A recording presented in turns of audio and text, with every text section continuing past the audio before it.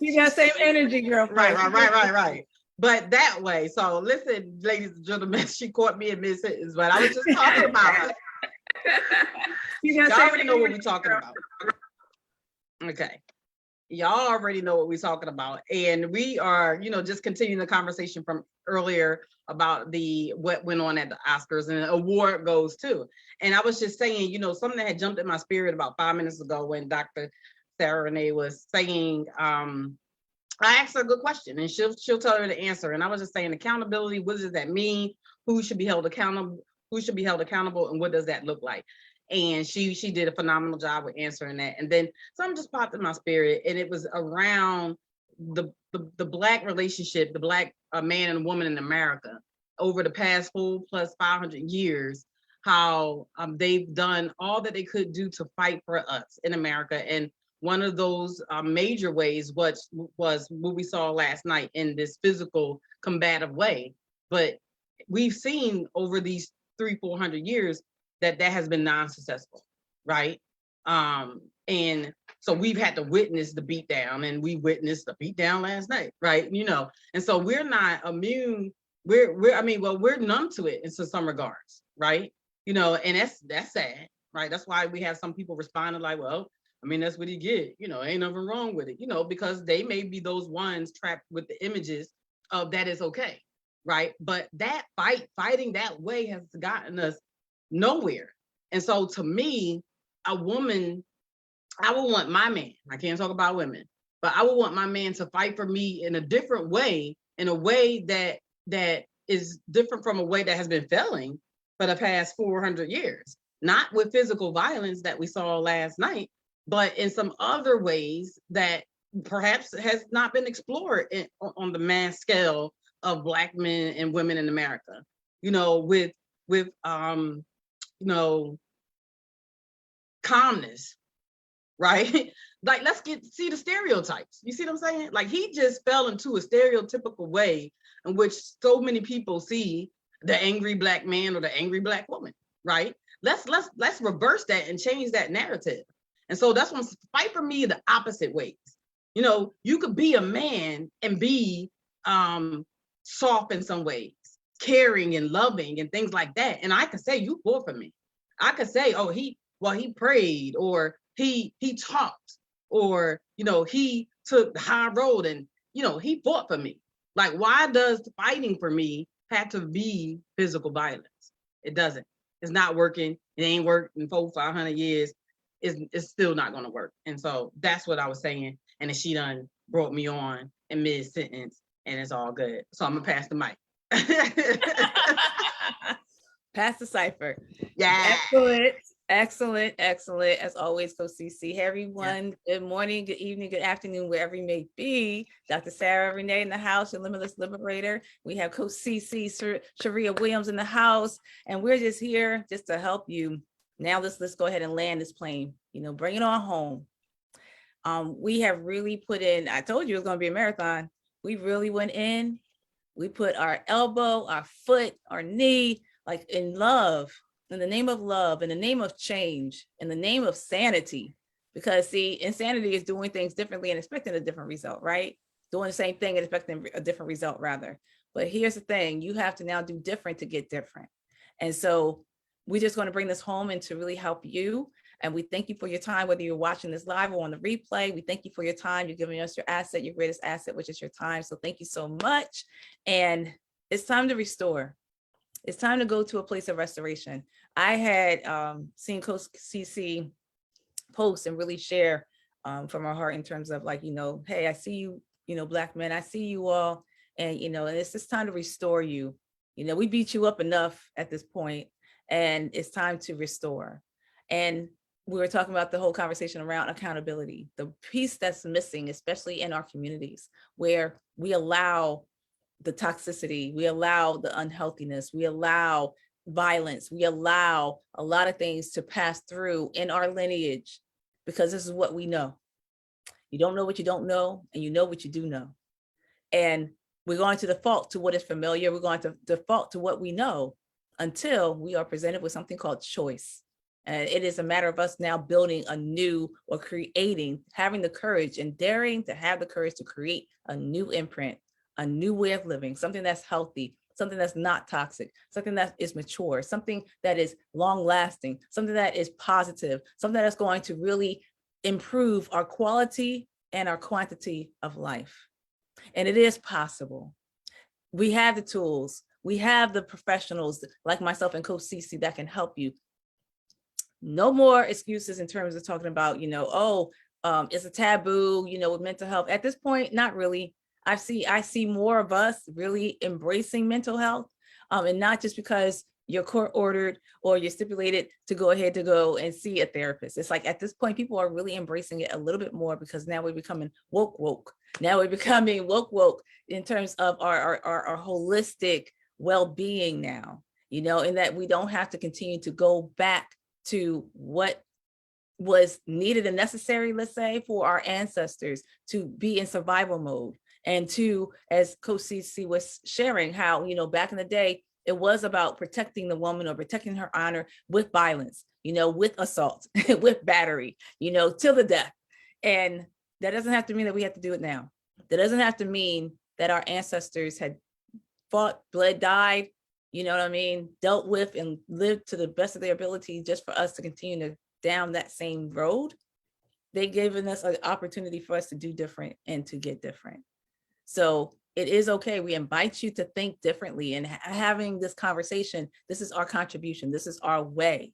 It was beyond, because see, we get it, us being from the hood, us being in the professional that we're in, the profession that we're in, we just got it, and understood that it was a little bit deeper than what everybody's presenting right now holistically.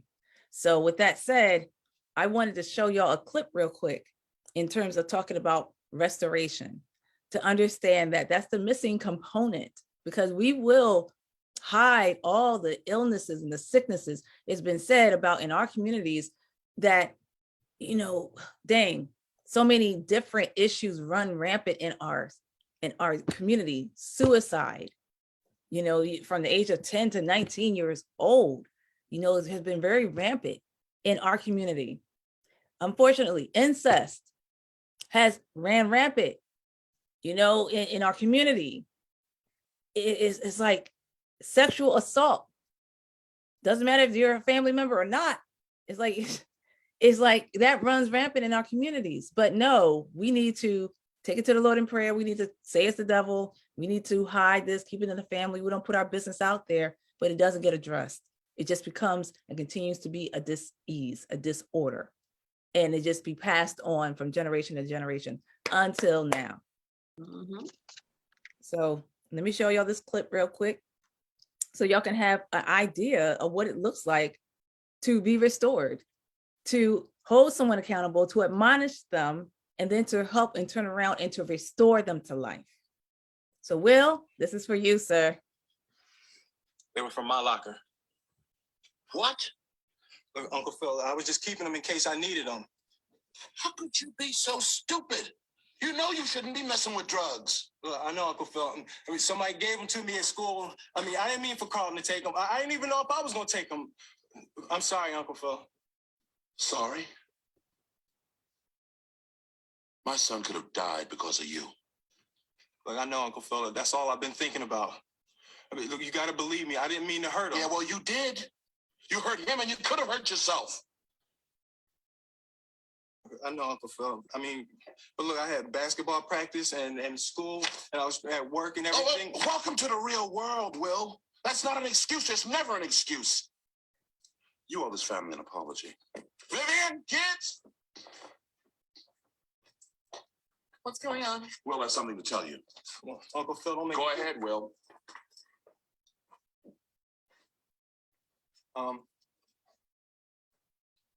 The pills that Carlton took, they were from my locker. What? I'm sorry, Aunt Viv. I mean, I had basketball practice and I had finals and everything. And one of the guys at school just offered me some stuff to help me stay awake. And then Carlton,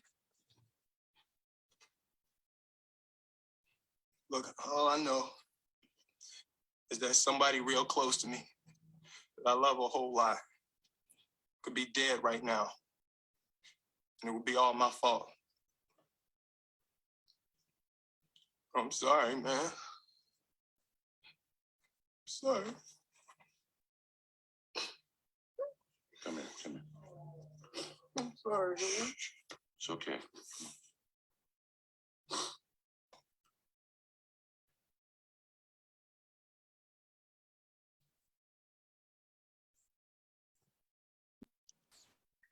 Why you gonna do that to me? What'd I do? Evoke emotion. Emotion. You know, I feel like such a teacher. I used to never think I was a teacher. I used to always praise the teachers. You know, shout out to you, Mr. Paris, 6th grade, TM Paris. And I just felt like that was just a teachable moment. You know how they would bring in those videos with the cassette, you know, back in the day, we used to do the cassette player and the VCR and everything. And, you know, have those teachable moments. So that was, you know, a teachable moment. And what did you get out of that? Everyone, you can share in the comment section. Coach CC, what's your thoughts? Accountability. So we kind of started the conversation before then, you know, I started talking and we kind of jumped on the live with a piece with it being accountable. And as hard as it was for the young Black man to say, hey, I did something wrong, he stood up and he said what he did. And he was embraced still afterwards. The family still showed love and everything was okay, right? And so he moved past that, but he was able to say, you know, I'm sorry, and I did this, and he was able to see what was wrong with it. A lot of times people, they just say, I'm sorry, right? And it's just these words, but to be truly, to be held accountable and to be truly apologetic, it requires like the meat and potatoes. Like, what are you apologizing for? And so in this clip, it was, there was drugs, somebody could have been killed.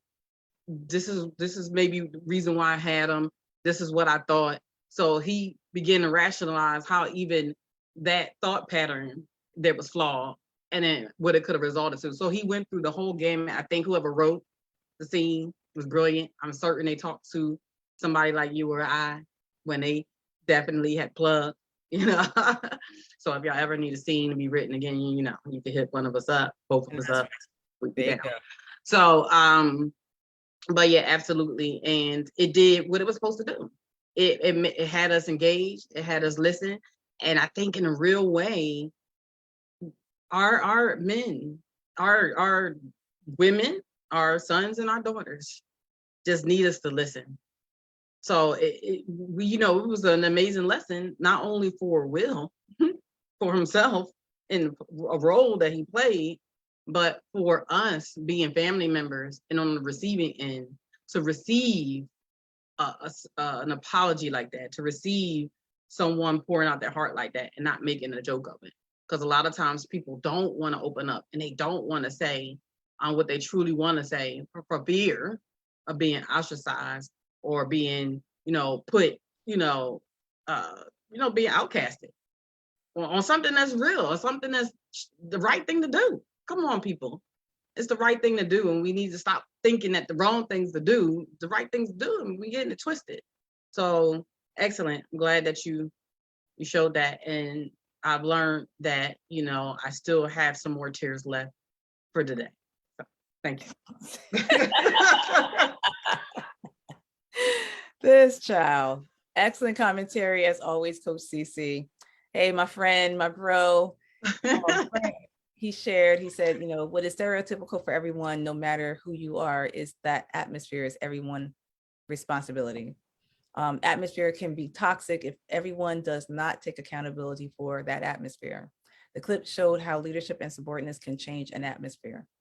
Thank you so much for sharing, Brent. Yeah, the bottom line is about accountability, and that it does take all of us. It takes all of us. We just need someone to start it. And the one that all eyes were on was Will. And so Coach CC had asked me, well, what could change then? We're talking about accountability. What is that? And then what would be the steps? Well, in this situation, because the fact that it did happen already. So because of the fact that it did happen, my analysis on this would be there's still hope. He could redeem himself by first apologizing to Chris Rock. Apologize to him. That does not take away from him not standing for his wife, but it is for him to have that teachable moment to share with everybody once again that violence begets violence, and that wasn't love, and that you don't use violence to get your point across. You don't put your hands on people. We got to go back to the fundamentals and the basics, and that's what we have to do. So that wasn't cool. Don't put your hands on people. It wasn't in a matter of, it was defending an honor. Let's say if it was for that point, it wasn't like in self-defense. It wasn't like, Chris Rock was charging at anyone and putting his hands on people. So at this point in this manner, he needs to apologize. 2, while quite a few people have shared this as a teachable moment as well, I'm going to give a shout out to Dr. Shantae Govan. She shared about this, that, hey, this is an opportunity to provide a platform for us to understand about alopecia, so that now we can use the platform. Now, if you're going to support your wife and stand by her, then help us to learn more about what that is. How does that affect people psychologically, mentally, emotionally, what things we can do, in helping to bring light to this and to be more sensitive, more empathetic with this topic. I think that will be a great way of him being able to pour back and to give back in that regard. And then finally, create new healthy patterns. Well, you're doing it. Do more of it. Do more of it. You can call me. You can fly me over to California. I'm ready. No problem. I can be on the red table talk with all of y'all. Chris on one side, you on the other, Jada in front of me. That's not a problem. We'll represent Philly all day. Brooklyn, on the side with Chris, but we'll represent Philly and Baltimore. But with that said, listen, y'all, we do need to take the time to start being accountable and own our stuff. If you learn from that clip, if anything, admonish, own your stuff, because that is freeing. And then it actually opens the door for you to look at the opportunity to create new ways. And I love what you said, Coach CC.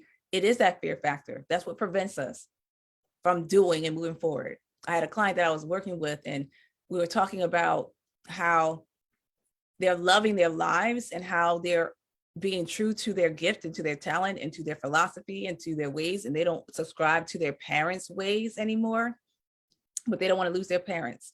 They don't want to, or they don't want to lose the respect of their parents or the relationship that they have, even though it's toxic, even though it may be dysfunctional. This is what you know, is what you know. Or the fact that with their relationship with their spouse and their significant other, they don't want to upset the apple cart, although they always taking it to the chin and being upset and being sad and being depressed and being emotional about it in the name of not upsetting the apple cart with their significant other. If they were to dare say how they really feel, or the fact of things that their significant other is doing or not doing that impacts them and their whole entire family.